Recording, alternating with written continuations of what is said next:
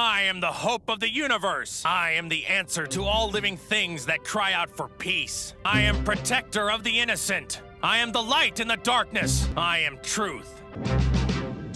Allied to good! Nightmare to you!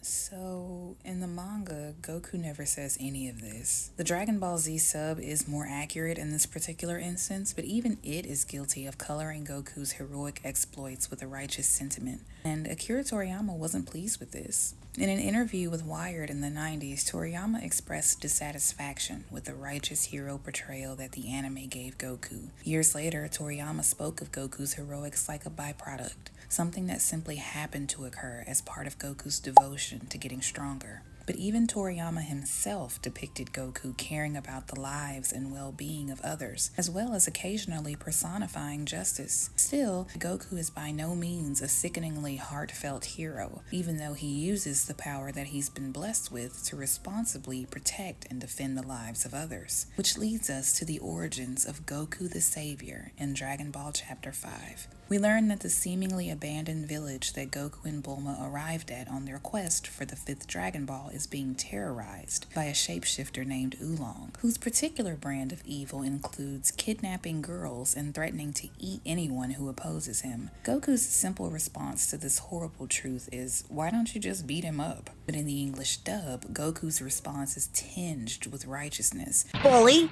maybe we could trap him when he comes back again. And the villagers even speak of him as the fulfillment of some sort of prophecy. There's a legend that speaks of a boy who would come to liberate our people, but we always thought it was just folklore. This is all very sweet and endearing, but in the manga, Goku doesn't offer to help, and he doesn't judge Oolong's actions one way or the other. Regardless, committing a good deed is never far from Goku's bingo card. After verifying that the Dragon Ball is indeed in the village, Bulma proposes a deal. The Dragon Ball in exchange for getting rid of Oolong. Of course, she doesn't plan on doing this herself. That's what Goku is for. Goku disguises himself in the clothes of Oolong's intended next victim, and we finally meet the sinister shifter. But the plan quickly goes left thanks to Goku's bladder and Bulma's weakness for hot guys. After realizing that Goku is not the girl he planned to kidnap and actually not a girl at all, Oolong isn't too happy. He transforms into a raging bull with his horns locked onto Goku. And much like with the bear who wanted to eat Turtle, the fight to save the village is on. Goku gets rid of his disguise and challenges Oolong directly, which is the method that Goku preferred all along.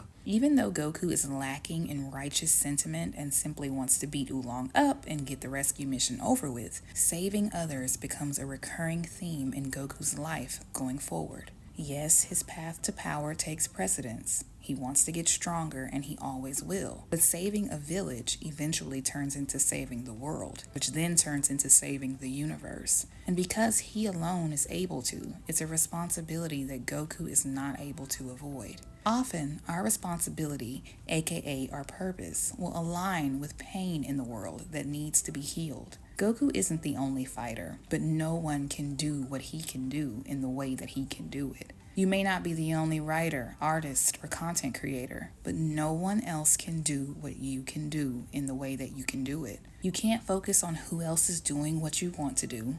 You can't worry about whether or not the market is saturated. You must remember that there is only one you. And since you know that this is the absolute truth, it means that the way you do things is also one of a kind. We've talked about authenticity and how being authentic aligns us with the people, places, and things we need in life. But there's another step: responsibility. Our unique gifts were given to us so that we can be our authentic selves and help others. Whether you're a comedian bringing laughter to the heavy-hearted or hosting the get-togethers that act as the glue to your friend group, the world is in need of the way you do what you do. Cell would have blown up the earth if Goku had rushed home after Namek and missed out on learning how to control the Super Saiyan transformation as well as learning teleportation on Yardrat. At every opportunity, you too must pursue the things that would strengthen your gifts and the way that you do what you do. Without the savior element present in Goku and the responsibility that his power shines a light on, Dragon Ball isn't much of a story outside of a guy who fights other guys and gets stronger. The personal satisfaction that your gifts provide is wonderful and very important to your well-being, but the final form of your talent is the positive impact that it has on others. In Chapter 6, Goku is raring to fight, but rather than get to the action, Oolong just hurls threats at Goku. We find out that it's because Oolong isn't as terrifying as the villagers make him out to be. In reality, he's a weak little pig, using his shape-shifting ability to oppress and scam people.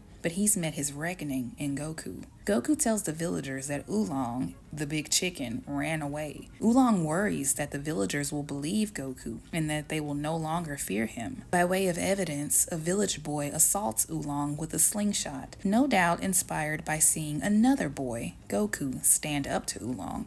Based on Oolong's actions so far and his dramatics over being hit by a tiny little rock, Goku confirms that Oolong isn't a threat at all. Knowing the jig is up, Oolong runs away again and Goku pursues him. With a real Oolong exposed, the village people realize that it never even occurred to them to fight back because they were so afraid of Oolong's appearances. Though it was not his intention, Goku's heroism and bravery ends up empowering the people in the village. Goku eventually catches Oolong, saving his life in the process. He then forces Oolong to apologize to the villagers and take them to the kidnapped girls. Bulma receives the Dragon Ball as promised, and we discover that the girls, whose families have been worried sick over them, are living it up in the lap of luxury. For his crimes, Oolong got much more than he bargained for. With his reign of terror now over, Goku and Bulma leave the village to find the 6th Dragon Ball. But Goku doesn't understand why their team of 2 has become 3. Well, in true Bulma fashion, she forces Oolong to accompany them, believing that his shape-shifting ability could be of use to them.